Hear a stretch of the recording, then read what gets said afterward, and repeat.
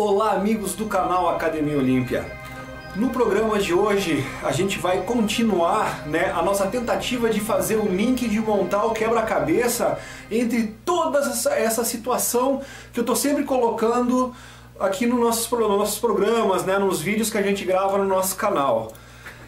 Desse programa de hoje eu não sei se ele vai gerar, eu acho que uns 2 ou 3 ou talvez 4 programas, por causa que o assunto é bem interessante, extenso, complexo e reúne tudo isso que a gente tem visto até agora.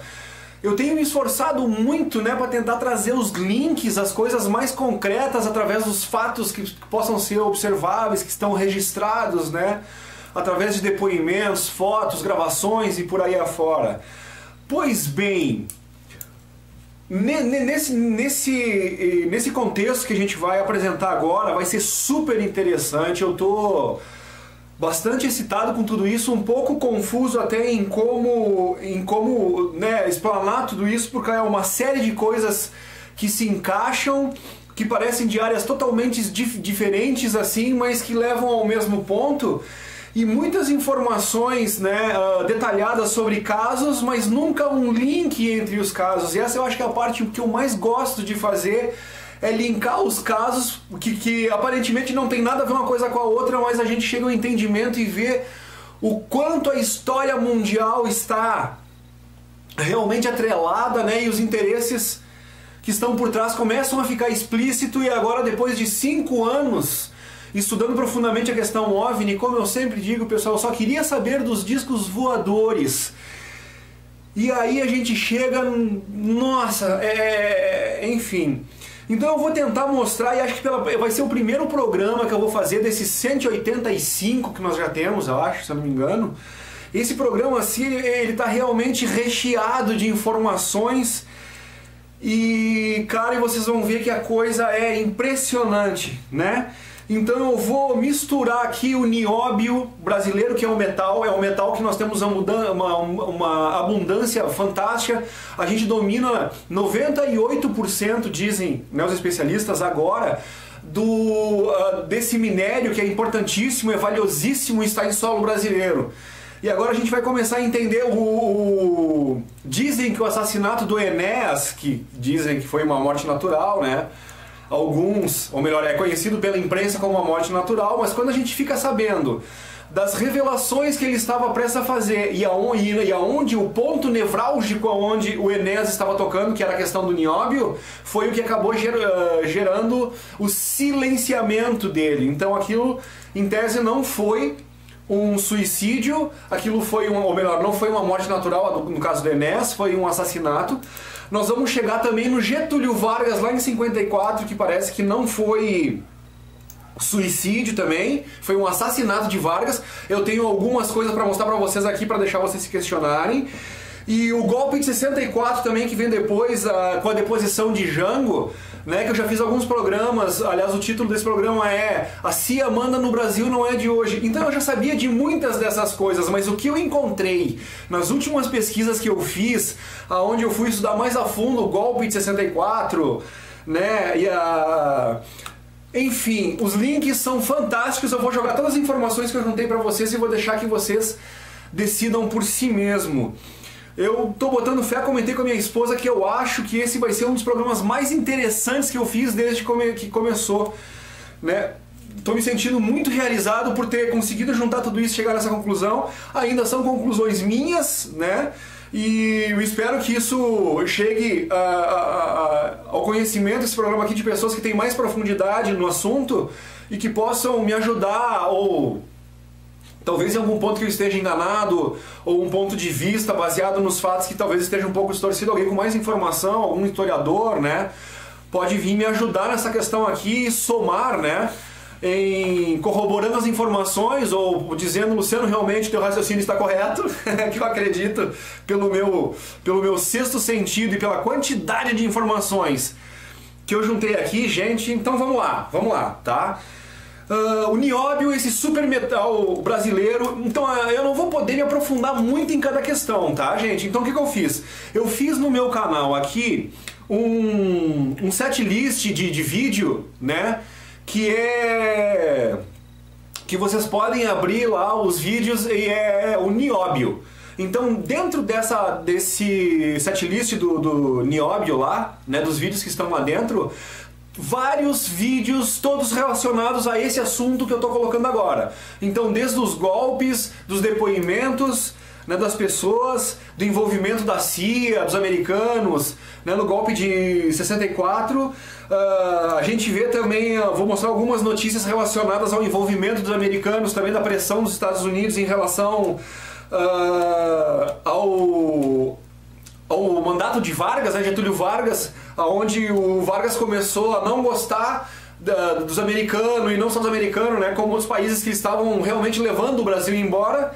E naquela época, então, não se entendia muito sobre isso, né, e não conseguia se ter essa visão geral para entender realmente o que estava acontecendo e quais eram os verdadeiros motivos por trás do golpe. Então, na verdade, toda aquela revolução onde envolveu-se a população mais uma vez foi só usada como massa de manobra. Então, de novo, falando em defender os interesses da população, coisa e tal, mas de novo, né, toda uma jogatina por trás com diversos interesses, e lá atrás um dos maiores interesses é o nióbio.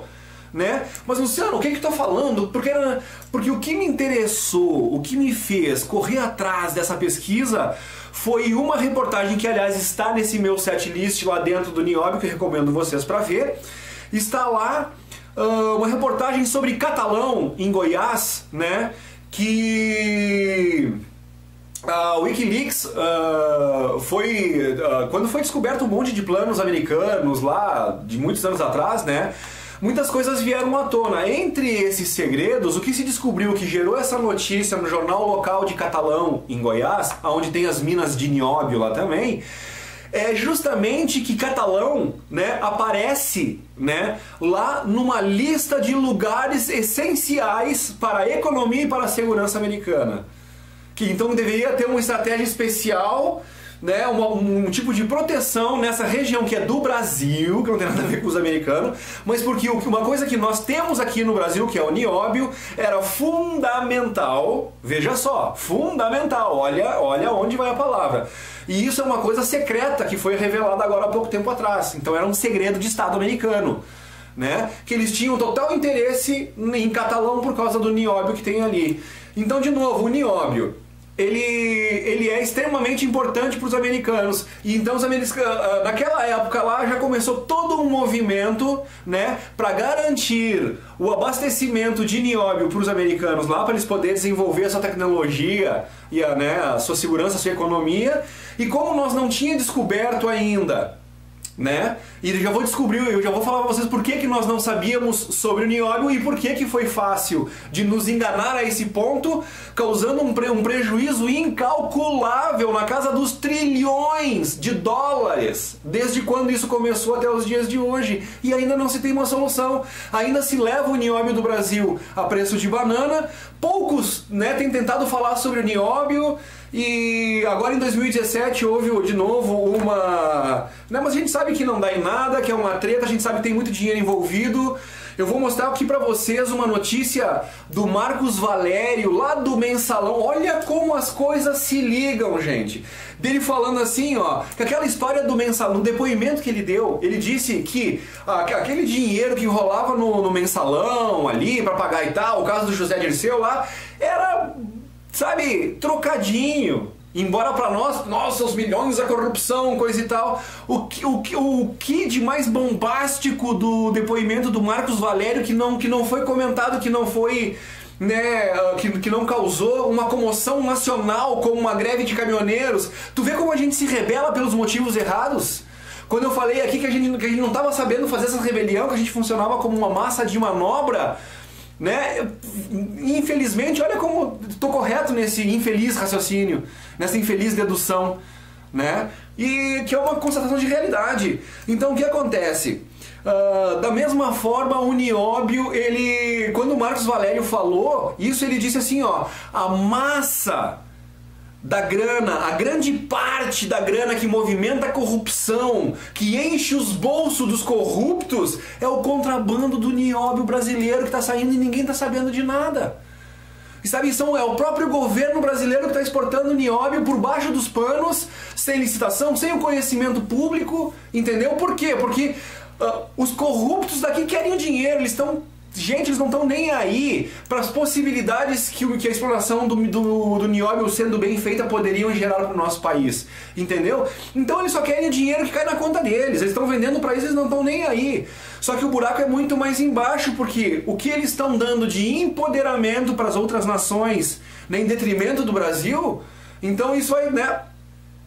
O Brasil vai ficando cada vez mais submundo, cada vez mais fácil de ser... explorado, de ser roubado, de ser controlado, por causa que, né, o pessoal vem vindo de fora há muito tempo fazendo esse tipo de manobra e transformando o Brasil numa terra de ninguém. Por quê? Pelo interesse que eles têm no solo, nas riquezas do nosso país. A gente fica achando petróleo, até alguns podem falar o que é uma realidade, que é o aquífero Guarani, né? Porque sem água não se vive, então água é vida, a água do mundo está acabando. Então um monte de coisa que a gente sabe, né? Mas, gente, então como é que nós vamos ligar a ET com o nióbio, com o golpe de 64? E tá tudo ligado, tá tudo ligado.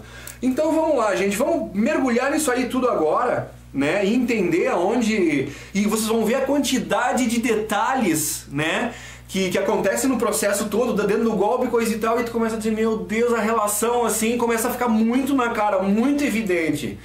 É muita coisa, sabe? É muito batom na cueca, como diz o nosso querido Boechat lá, pra gente simplesmente não dar uma avaliada um pouco mais profundamente nisso tudo, gente. Então aqui, ó, vamos fazer um pequeno cronograma disso tudo para entender a ordem dos fatos. Isso tudo, gente, vai começar lá em 47. Em 47 caiu uma nave em Roswell, né? Lá no Novo México americano. Primeiro, né, o que se constata que essa confusão toda passa a acontecer a partir daquele momento é porque... Da forma que isso aconteceu. No acidente de Roosevelt, lá atrás, né? Primeiro o porta-voz militar, o porta-voz do exército, né? Vai a público e dá uma declaração oficial dizendo: os Estados Unidos está em posse de uma nave alienígena com os seus corpos e não sei o que, não sei o que. Cara, isso deu uma comoção nacional. Um dia depois, já veio ali, né, a contra-informação.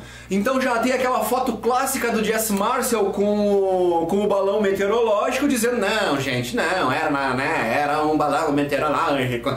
E aquela folia toda, que até hoje nós temos os depoimentos do filho do Jesse Marcel dizendo: não, gente, não era um balão meteorológico, meu pai foi obrigado a mentir para manter o segredo. E aí começa o acobertamento.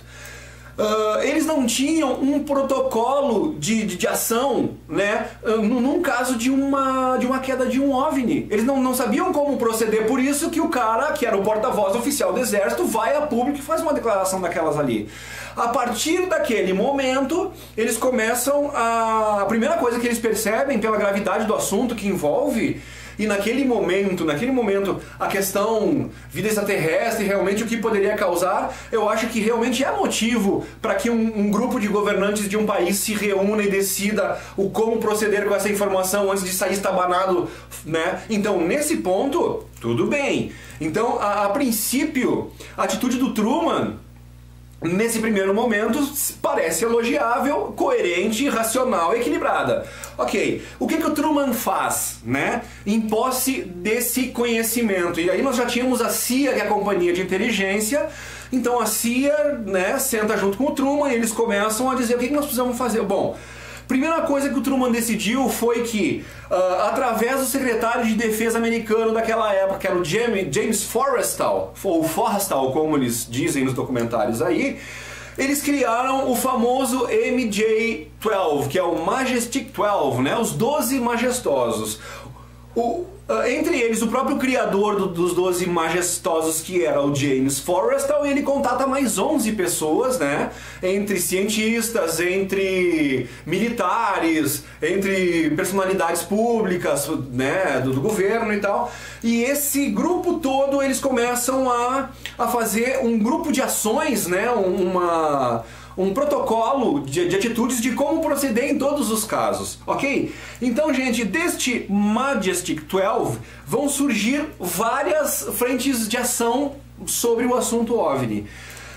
Só que é importante salientar nessa história toda que logo que começaram a discutir entre o que deveria ser feito com as informações que os Estados Unidos já detinham naquele momento, é que houve uma grande divergência em relação a notificar ou não o público em geral, a massa, nós, a humanidade, né?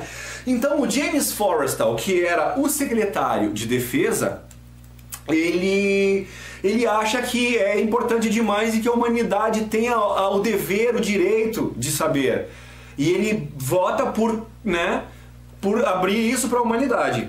O resto, né, que são os militares, os cientistas, talvez economistas estejam junto ali, gente do governo preocupado, né? O que eles vislumbraram? Ao contrário do James Forrestal, que existia um pouco de humanidade e percebeu a grandiosidade que essa informação deveria ser compartilhada com a humanidade, os outros viram só, né, a vantagem bélica, material, econômica e de poder que os Estados Unidos teriam detendo aquela informação. Então o lado ganancioso falou mais do que o lado humanitário.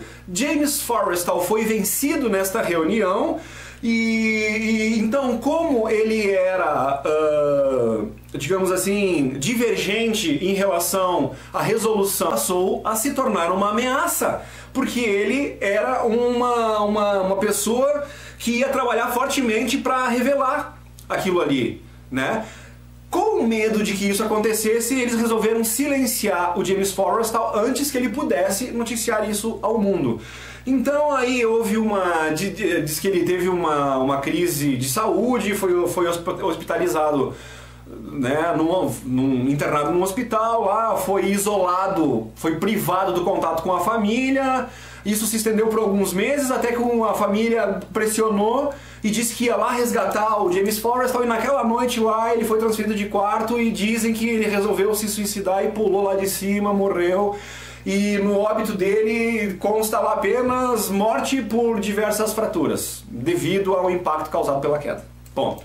Entendeu? Ali, com o James Forrestal fora da jogada, né? Então agora estabelece-se o procedimento. Como é que nós vamos proceder com as informações que nós temos? Então, dentro disso, o Majestic 12, né, faz uma linha de ações e tal. Dentre elas estão as pesquisas de retroengenharia, né? E o mais legal é que dentro dessa agenda que eles fazem de procedimentos, nós temos vários depoimentos de pessoas envolvidas com cada uma dessas fases, né? Então, por exemplo, nessa das pesquisas de retroengenharia, nós temos aí o famoso Bob Lazar falando, né, abertamente. Eu já fiz palestras sobre isso aqui em Canela, já botei vídeos sobre isso. Quem quiser saber mais, vai lá, Bob Lazar, que é Robert Lazar, né? Então, todos os ufólogos, nós falamos sobre o Bob Lazar no programa com o Danilo Noronha, que a gente conversou aqui. Então, todos os ufólogos conhecem muito a história do Bob Lazar e tal. Então, aí, ó, são uns pontinhos soltos que começam a corroborar toda essa estrutura que eu estou mostrando para vocês agora. Então vamos lá, dentro do Majestic 12, né, também tinha a questão, além de aí, enquanto uma frente pesquisava, né, para descobrir tudo como funcionava a tecnologia alienígena, através de Bob Lazar e vários outros cientistas, eles também tinham que ter a outra frente de ação, que era o acobertamento, né? Então, dentro do acobertamento, na questão acobertamento, foram feitos diversos outros programas ali dentro, entendeu? Dentro desses programas do acobertamento nós tínhamos o Men in Black, que é os Homens de Preto, né? Nós temos o filme ali do Will Smith, coisa e tal. Aliás, eu já dou o gancho para outra coisa, né? Que dentro desse MIB, que é uma realidade, nós temos também o painel Robertson. E o painel Robertson, na verdade, é um controle da mente da massa através dos filmes hollywoodianos. Então começa lá filmes do tipo Independence Day, entendeu? Aonde chega uma inteligência alienígena que quer dominar a Terra e os americanos vão lá e fazem os caras voltar pro planetinha deles ou extinguem a ameaça e eles são os heróis. E muita gente viu disso, né, gente? Então olha só que o Men in Black, né, o filme com Will Smith, novamente de acordo com o painel Robertson e com as intenções do painel Robertson, é de distorcer, né, a realidade. Então, quando a questão homens de preto começam a ficar muito evidente, porque ao redor do mundo muitos casos de ufologia sempre terminam com a interferência desses homens de preto dizendo não fala nada, primeiro eles tentam comprar, quando a pessoa não se vende, eles ameaçam, né, a família ou a pessoa, e quando a ameaça não surte efeito, eles partem pro final, que é eliminar a prova, a queima de arquivo. E aí os casos também se somam de uma forma... Mas é outra coisa. Então o MIB, no filme que a gente conhece, lá do nosso grande herói Will Smith, né, e o Tommy Lee Jones, ali no caso eles são os heróis, que eles estão protegendo, eles estão ajudando, né? Na verdade não é nada disso, gente. Na verdade o MIB, os verdadeiros homens de preto, o objetivo deles é a qualquer custo evitar que o segredo OVNI venha a público, entendeu? Porque todos os interesses deles vão por água abaixo, todos os segredos que fazem com que eles dominem o mundo vão por água abaixo, entendeu? E aí quando eu falo os americanos, ou a CIA ou e tal, isso é um pequeno braço dos verdadeiros controladores que estão acima dos governos todos. Isso também é um outro assunto para uma outra parte, mas devagarinho a gente vai chegar lá. E nós vamos juntar tanta informação, com tanta coisa que vocês já conhecem, nessa colcha de retalhos, que quando ela estiver costurada vocês vão ficar impressionados, pelo menos eu fiquei. Tá ok? Então, dentro desse painel Robertson, né, vários filmes foram feitos com o intuito de ir levando a massa, mais ou menos, né, a ter no nosso subconsciente um entendimento parecido com o que eles querem que a gente tenha. Ok? E aí, salvo aqueles que vão pesquisando por fora, que vão entendendo a coisa, que quando assistem um filme, percebem o quanto eles estão tentando induzir para uma coisa que não é real. Quando tu mais ou menos tem noção da realidade, né? Ou pelo menos de uma realidade muito mais clara do que essa que eles expõem, que essa que eles expõem não é a realidade, aí é que está o ponto. Ok? E então o que acontece também? Esses 12 majestosos começam a perceber a partir dali que isso que eles detêm, esse conjunto de ações que eles vão tendo, realmente surge um plano de, ponto, agora nós vamos dominar o mundo. Porque agora nós temos tudo para dominar o mundo. Ok? Então ali surge mais ou menos o NOM, a nova ordem mundial, né? Onde eles decidem que... Eles perceberam depois da Segunda Guerra que se tu tenta escravizar um povo pela força, no momento que esse povo descobre que ele é escravizado, coisa e tal, ele se rebela. É difícil, é muito difícil. Então, inteligentemente, depois, né, eles iniciaram secretamente o que a gente pode chamar até de o Quarto Reich. Aí entra o projeto Paperclip, com toda a inteligência germânica que é exportada para os Estados Unidos, né, que seus crimes de guerra são perdoados desde que o seu conhecimento e todos os seus segredos, as suas pesquisas sejam expostas, né, sejam abertas para os americanos. Ali surge um contrato por baixo do pano entre eles, coisa e tal. Não, então vocês têm informação, nós temos informação, vamos se juntar. Né, os governos passam a ser marionete desse governo oculto. Esse governo oculto, em função de descobrir esse contato, né, eles acabam fazendo contato com outras raças que também têm interesses nada morais e éticos em relação à nossa humanidade, e aí começa toda essa folia que termina no que a gente vê nas ruas, na injustiça, na violência, no medo, no ódio, né, na insatisfação política e econômica da maioria dos países, das quebras, enfim. Ah, Luciano, complexo isso, né? Complexo, bastante. E pela primeira vez, que eu falei, eu tô conseguindo trazer vários dados que parece que agora esse link todo mundial, a gente conseguiu juntar o Brasil nessa história toda, a gente conseguiu comprovar, né, através das observações, pelo menos fica bem claro que realmente a CIA manda no Brasil não é de hoje, é de muito tempo atrás. Tem os links todos que envolvem as empresas, cara, o negócio vai ficando gordíssimo, gordíssimo, gordíssimo. Então, de acordo com essas informações todas que os Estados Unidos passam a ter agora, né, então agora vamos mandar no mundo. Então aí, ok. Gente, vamos voltar lá agora então, né, para nós entender onde é que entra o nióbio, o interesse americano e aonde que entra toda essa confusão do ET e por que tem a ver com a questão do nióbio e por que vem parar no Brasil e o que tem a ver com o golpe de 54, de 64 e que que as intenções que levaram os americanos a apoiar aquele golpe naquela época, elas são, os resultados daquela espoliação são bons para eles até hoje. Né? E nós estamos sendo roubados até hoje. Então vamos ver se eu consigo agora engrossar o couro, dando entendimento, e as pessoas começam a dar mais atenção para o nióbio, em vez de greve dos caminhoneiros, em vez de não sei o que, né? Em vez de situação política, se nós começarmos a entender, né, a grandiosidade das riquezas e quem tentou alertar as pessoas disso, no caso o Enéas, né? O cara terminou morto. Eu não sei se vai terminar comigo. Eu acho que o café é muito pequeno, né, para ameaçar alguém dessa forma, que coisa e tal. Mas o assunto é escabroso. Conto com a proteção dos meus guias, que são positivos. E, cara, e se me tirarem dessa vida para me levar para um lugar melhor também, que eu me julgo merecedor de algo bem melhor do que a gente tá vendo aí em volta também, ó, cara, sinceramente, desde que eu possa ir com os meus, com os que me amam e os que eu amo. Enfim. Divaguei demais agora. Tá, pessoal? Então vamos voltar lá. De acordo com as pesquisas de retroengenharia feita do Bob Lazar, um monte de coisa é descoberta, né? Dentre elas o Uno Pentium, que na época chamavam ele de louco, e hoje o Uno Pentium está na tabela periódica. A gente falou isso no programa com o Danilo Noronha. Então olha aí, pessoal, as realidades pipocando na nossa frente, né? Incontestáveis. Então, se o Uno Pentium do Bob Lazar, mencionado naquela época, era verdade, hoje a gente sabe porque está na tabela periódica, por que nós não vamos dar crédito ao resto do que o Bob Lazar falou? Não faria o menor sentido, não teria a menor coerência. Então, se é verdade, comprovada, que está na tabela periódica hoje, o Uno Pentium, que era desconhecido e foi mencionado primeiramente pelo Bob Lazar, as outras coisas que o Bob Lazar fala são verdade. Ok?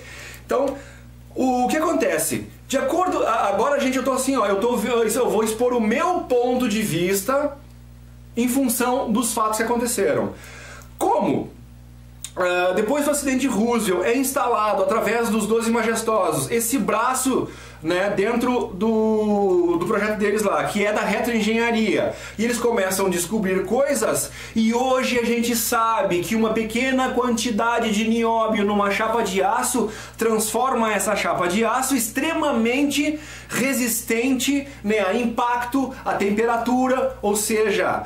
Bota nióbio numa chapa de ferro ou de aço, essa chapa de ferro ou de aço vão ficar mas muito mais resistentes do que elas são normalmente.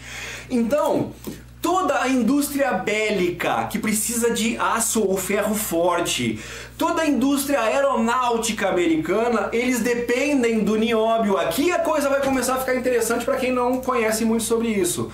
O Brasil detém 98% do nióbio mundial.